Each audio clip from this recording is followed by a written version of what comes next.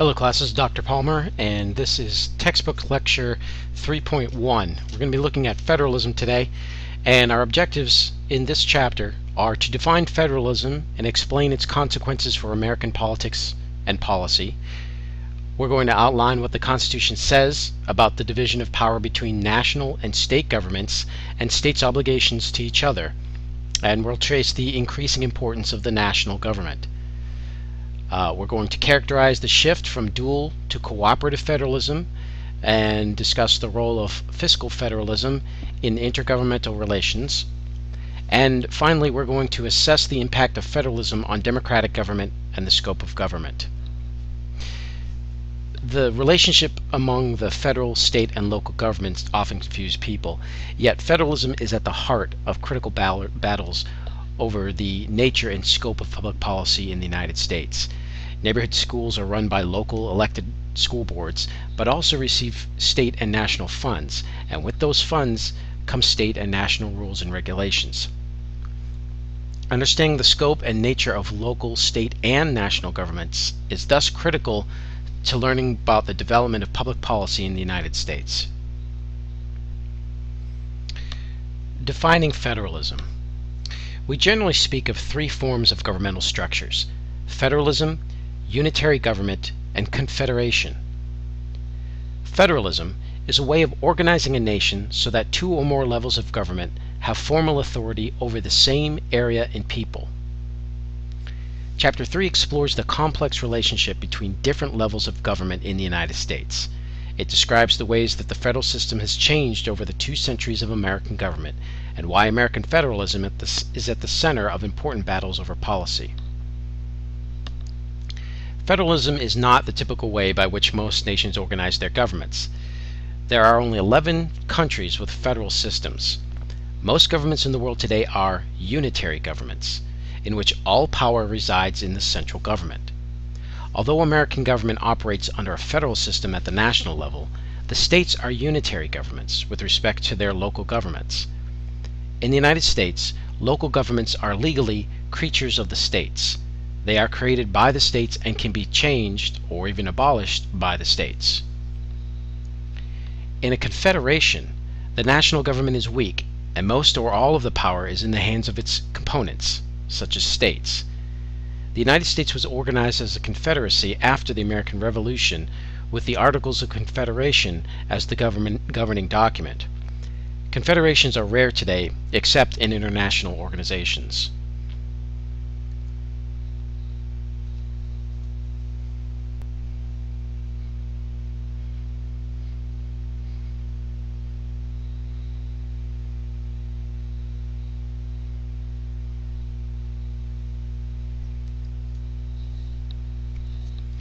The concept of intergovernmental relations refers to the entire set of interactions among national, state, and local governments in a federal system.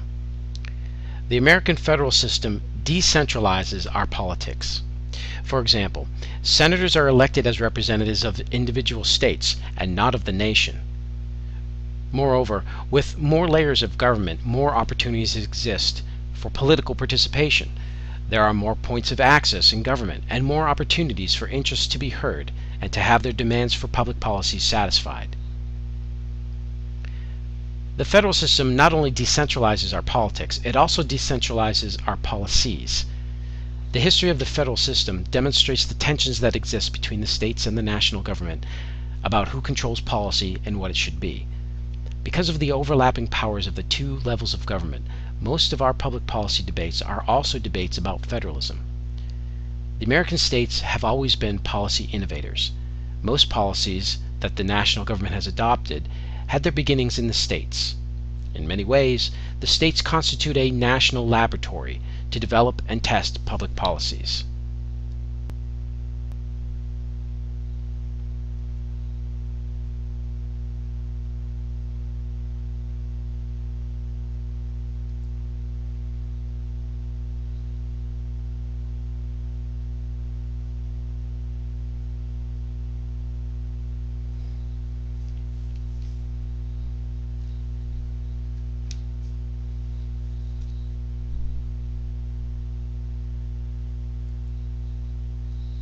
The constitutional basis of federalism. The Constitution does not refer directly to federalism, and little was said about it at the Constitutional Convention. However, the framers carefully defined the powers of state and national governments. The framers also dealt with a question that still evokes debate. Which level of government should prevail in a dispute between the states and the national government? Advocates of strong national powers generally emphasize the Supremacy Clause. In Article 6, the Supremacy Clause, 3 items are listed as the supreme law of the land: the Constitution, laws of the national government, when consistent with the Constitution, and treaties. However, the national government can only operate within its appropriate sphere and cannot usurp powers of the states. By contrast, advocates of state rights believe that the 10th Amendment means that the national government has only those powers specifically assigned by the Constitution. In United States v. Darby, 1941, the Supreme Court called the 10th Amendment a constitutional truism, or an assertion only that the states have independent powers of their own, and not a statement that their powers are supreme over the national government. In 1976, the court appeared to backtrack on this ruling in favor of a national government supremacy in the case of National League of Cities v. Usury, and then still later overturned the 1976 decision in the case of Garcia v. San Antonio Metro, 1985.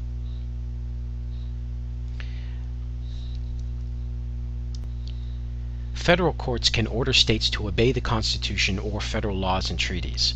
However, in deference to the states, the 11th Amendment prohibits individual damage suits against state officials, such as a suit against a police officer for violating one's rights, and protects state governments from being sued against their consent by private parties in federal courts, or in state courts, or before federal administrative agencies.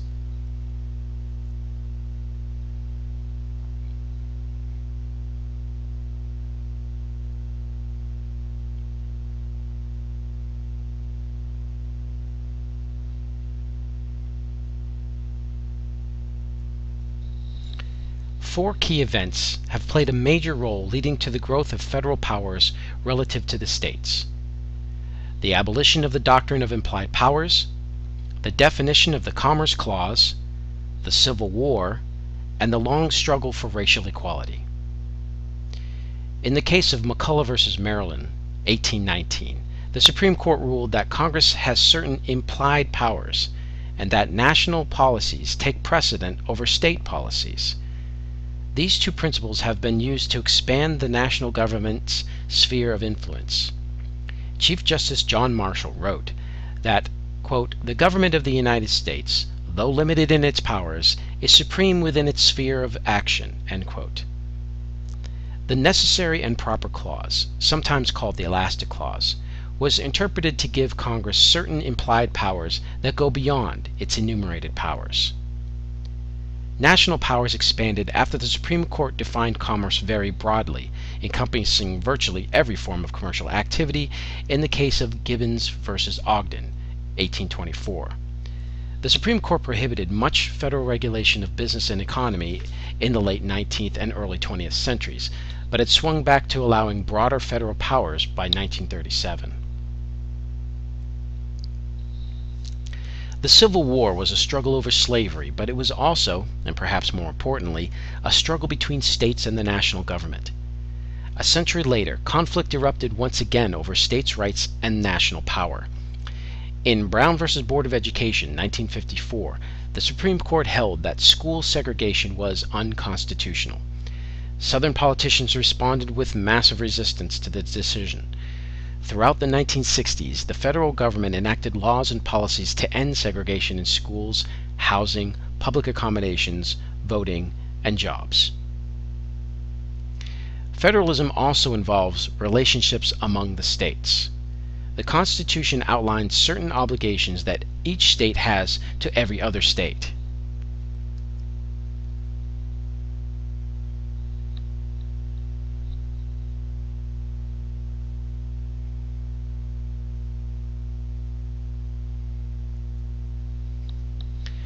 The Constitution requires states to give full faith and credit to the public acts, records, and civil judicial proceedings of every other state.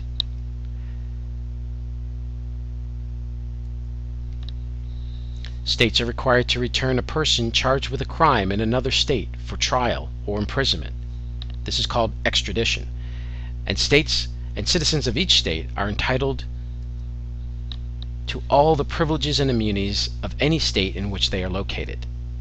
The goal of the Privileges and Immunities Clause is to prohibit states from discriminating against citizens of other states, but numerous exceptions have been made to this clause, such as higher tuition for out-of-state residents at state universities.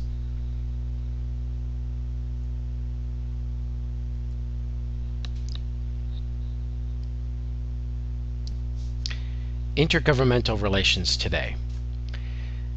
This section focuses on three important features. First, the gradual change from dual federalism to cooperative federalism. Second, federal grants and aid as the cornerstone of the relationship between the national government and state governments. And third, the relative growth of the national government and state governments. One way to understand the changes in American federalism is to contrast dual federalism with cooperative federalism. Before the national government began to assume a position of dominance, the American system leaned towards dual federalism, a system under which states and the national government each remained supreme within their own sphere. The analogy of a layer cake federalism is often used to describe dual federalism, because the powers and policy assignments of the layers of government are distinct, as in a layer cake, and proponents of dual federalism believe that the powers of the national government should be interpreted narrowly. The national government took a direct interest in economic affairs from the very founding of the Republic. As the United States changed from an agricultural to an industrial nation, new problems arose, and with them new demands for governmental action. The United States moved from a system of dual federalism to one of cooperative federalism, in which the nation and state governments share responsibility for public policies. Using the analogy of marble cake federalism, American federalism is portrayed as a system with mingled responsibilities, blurred distinctions between the levels of government. Cooperative federalism, which may be seen as a partnership between the national and state governments, began in earnest with the transformation of public attitudes towards the role of the national government during the Great Depression of the 1930s. For hundreds of programs, cooperative federalism involves shared costs, federal guidelines, and shared administration.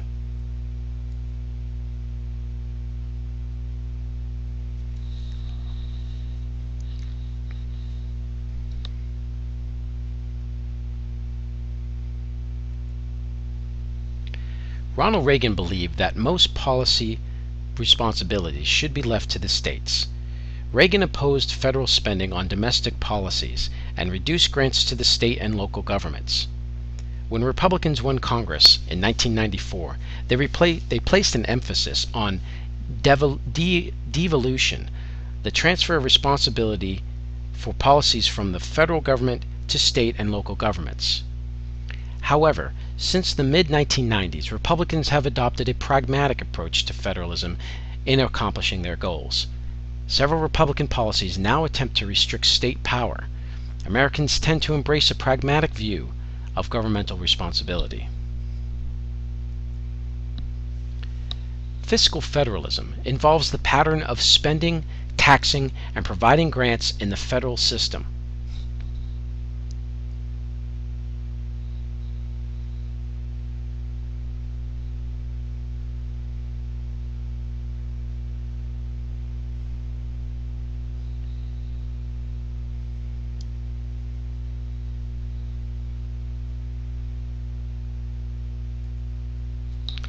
Grants and aid are the main instrument the national government uses to both aid and influence states and localities. Federal aid amounted to about $484 billion in 2010. Categorical grants can be used only for specific purposes or categories of state and local spending. State and local agencies can obtain categorical grants only by meeting certain qualifications and by applying for the grant.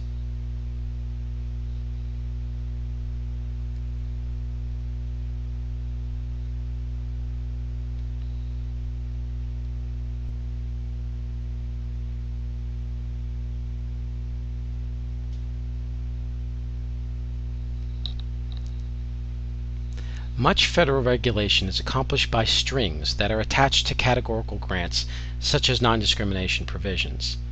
The most common type of categorical grant is a project grant, awarded on the basis of competitive applications. Formula grants are distributed according to a formula based on factors such as population, per capita income, and percentage of rural population. Complaints about the cumbersome paperwork and numerous federal requirements attached to categorical grants led to the adoption of block grants. Congress implemented block grants to support broad programs in such areas as community development and social services. Block grants provide more flexibility since states and communities have discretion in deciding how to spend money. The percentage of federal aid to state and local governments in the form of block grants began increasing in 1995 as the new Republican majority in Congress passed more federal aid in the form of block grants, including grants for welfare programs. In recent years, states have been burdened by underfunded mandates and unfunded mandates. These require states to spend money to comply with a law of Congress, or in some cases, a federal court order.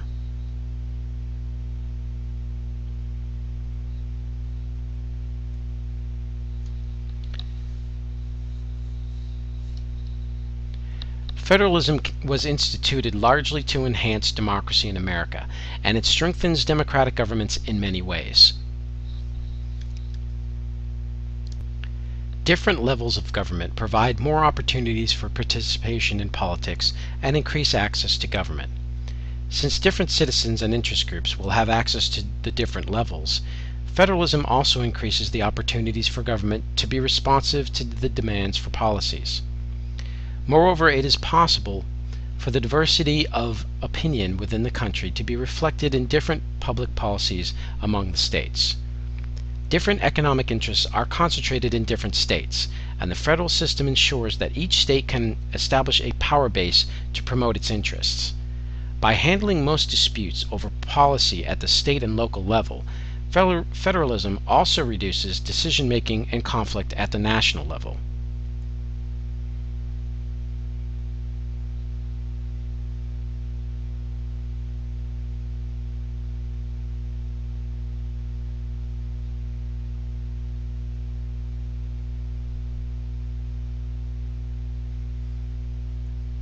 Conversely, state policies and the large number of local governments also create some impediments to democracy.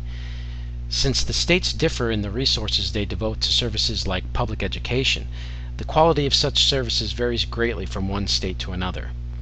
Diversity in policy can also discourage states from providing services that would otherwise be available. States are deterred from providing generous benefits to those in need when benefits attract poor people from states with lower benefits. Federalism may have a negative effect on democracy when local interests are able to thwart national majority support of certain policies, and having so many governments makes it difficult for many Americans to know which government is responsible for certain functions.